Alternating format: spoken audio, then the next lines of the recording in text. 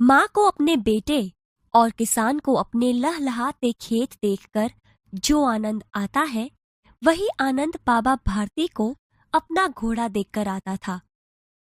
भगवत भजन से जो समय बचता, वह घोड़े को अर्पण हो जाता। वह घोड़ा बहुत ही सुंदर और बलवान था। इसके जोड़ का घोड़ा सारे इलाके में न था। बाबा भारती उसे सुल्तान कहकर पुकारते, अपने हाथ से खर हरा करते, खुद दाना खिलाते और देख देख कर प्रसन्न होते थे। उन्होंने रुपया, माल असबाब, जमीन आदि अपना सब कुछ छोड़ दिया था, यहाँ तक कि उन्हें नगर के जीवन से भी घृणा थी। अब गांव के बाहर एक छोटे से मंदिर में रहते और भगवान का भजन करते थे। मैं सुल्तान के बिना नहीं रह सकूंगा, उन्हें ऐसा लगने लगा था। वे उसकी चाल पर लट्टू थे। कहते, ऐसे चलता है जैसे मोर घटा को देखकर नाच रहा हो। जब तक संध्या के समय सुल्तान पर चढ़कर 8-10 मील का चक्कर न लगा लेते, उन्हें चैन न आता। खड़क सिंह उस इलाके का कुख्यात डाकू था। लोग उसका नाम सुनकर कांपते थे। होते होते सुल्तान की कीर्ति उसके कानों तक भी पहुंची। उसका हृदय उसे देखने के लिए अधीर हो उठा। वह एक दिन दोपहर के समय बाबा भारती के पास पहुंचा और नमस्कार करके बैठ गया। खड़क सिंह, क्या हाल है? आपकी दया है। कहो, इधर कैसे आ गए? सुल्तान की चाह खींच लाई। विचित्र जानवर है, देखोगे तो प्रसन्न हो जाओगे।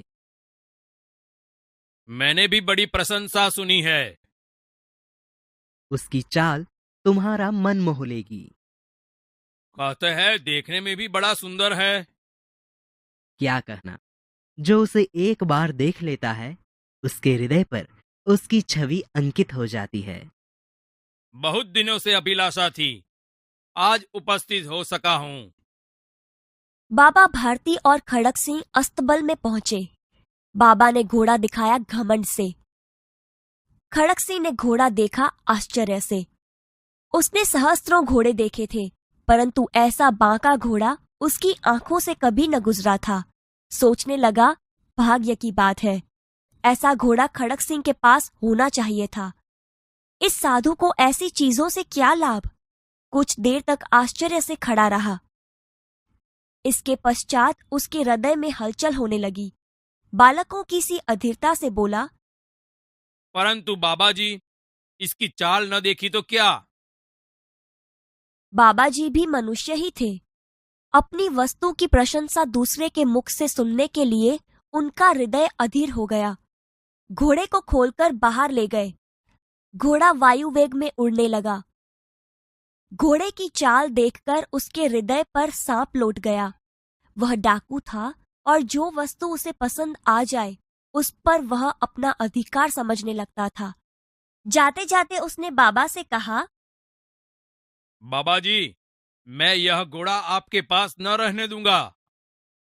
बाबा भारती डर गए। अब उन्हें रात को नींद न आती। सारी रात अस्तबल की रखवाली में कटने लगी। प्रतिक्षण खड़क सिंह का डर लगा रहता था, परंतु कई महीने बीत गए और वह न आया। यहाँ तक कि बाबा भारती कुछ असावधान हो गए। संध्या का समय था। बाबा भारती सुल्तान की पीठ पर सवार होकर घूमने जा रहे थे। इस समय उनकी आंखों में चमक थी, मुख पर प्रसन्नता। कभी घोड़े के शरीर को देखते, कभी उसके रंग को, और वह मन में फूले न समाते थे। ओ बाबा, इस कंगले की सुनते जाना। आवाज में करुणा थी। बाबा ने घोड़े को रोक लिया। देखा, एक अपाहिज वृक्ष की छाया में पड़ा कराह रहा है। क्यों, तुम्हें क्या कष्ट है? बाबा, मैं दुखियारा हूँ, मुझ पर दया करो। रामावाला यहाँ से 3 मील है, मुझे वहीं जाना है। घोड़े पर चढ़ा लो, परमात्मा भला करेगा। वहां तुम्हारा कौन है? दुर्गादत्त वैद्य का नाम सुना होगा, उनका सौतेला भाई हूँ। बाबा भारती ने घोड़े से उतरकर अपाहिज को घोड़े पर बैठा लिया और स्वयं उसकी लगाम पकड़कर धीरे धीरे चलने लगे। सहसा उन्हें एक झटका सा लगा और लगाम हाथ से छूट गई। उनके आश्चर्य का ठिकाना न रहा जब उन्होंने देखा कि अपाहिज घोड़े की पीठ पर तनकर बैठा है और घोड़े को दौड़ाए लिए जा रहा है। उनके मुख से भय, विस्मय और निराशा से मिली हुई चीख निकल गई। वह अपाहिज डाकू खड़क सिंह था। बाबा भारती कुछ देर तक तो चुप रहे। इसके पश्चात कुछ निश्चय कर पूरे बल से चिल्लाकर बोले, जरा ठहर जाओ। खड़क सिंह ने आवाज सुनकर घोड़ा रोक लिया। उसकी गर्दन पर प्यार से हाथ फेरते हुए कहा, बाबा जी, यह घोड़ा अब न दूंगा। मगर एक बात सुनते जाओ। खड़क सिंह ठहर गया। बाबा भारती ने निकट जाकर उसकी ओर ऐसी आंखों से देखा जैसे बकरा कसाई की ओर देखता है।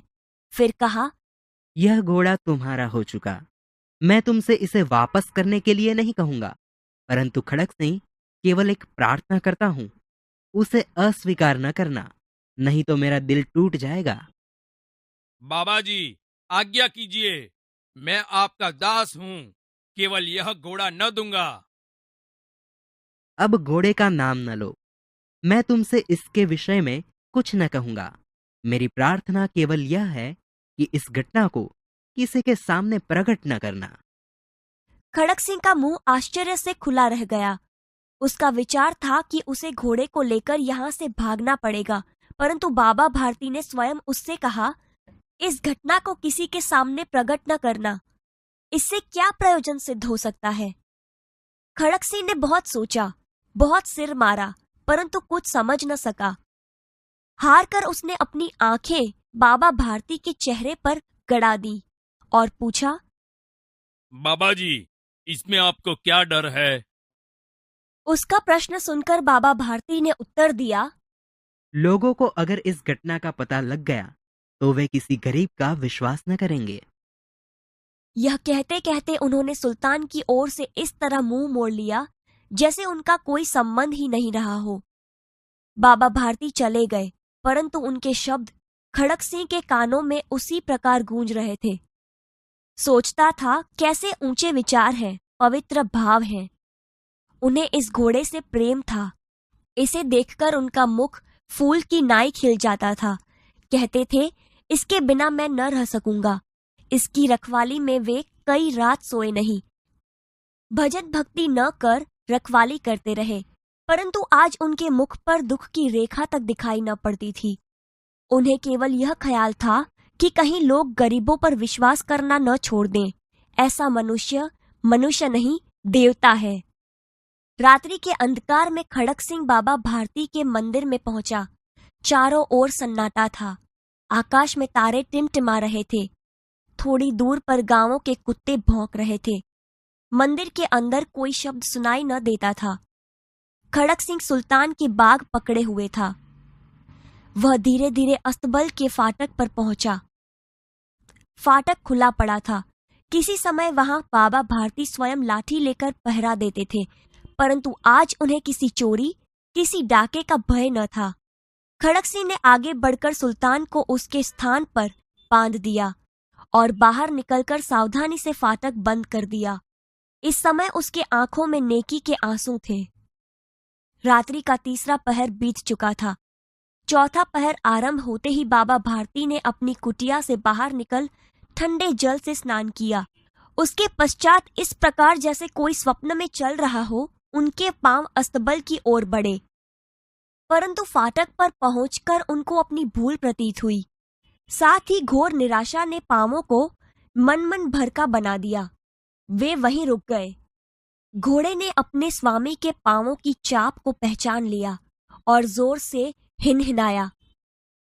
अब बाबा भारती आश्चर्य और प्रसन्नता से दौड़ते हुए अंदर घुसे और अपने प्यारे घोड़े को गले से लिपटकर इस प्रकार रोने लगे, मानो कोई पिता बहुत दिन के बिछुड़े हुए पुत्र से मिल रहा हो। बार बार उसकी पीठ पर हाथ फेरते, बार बार उसके मुंह पर थपकियां देते। फिर वे संतोष से बोले, अब कोई गरीबों की सहायता से मुंह नहीं मोड़ेगा।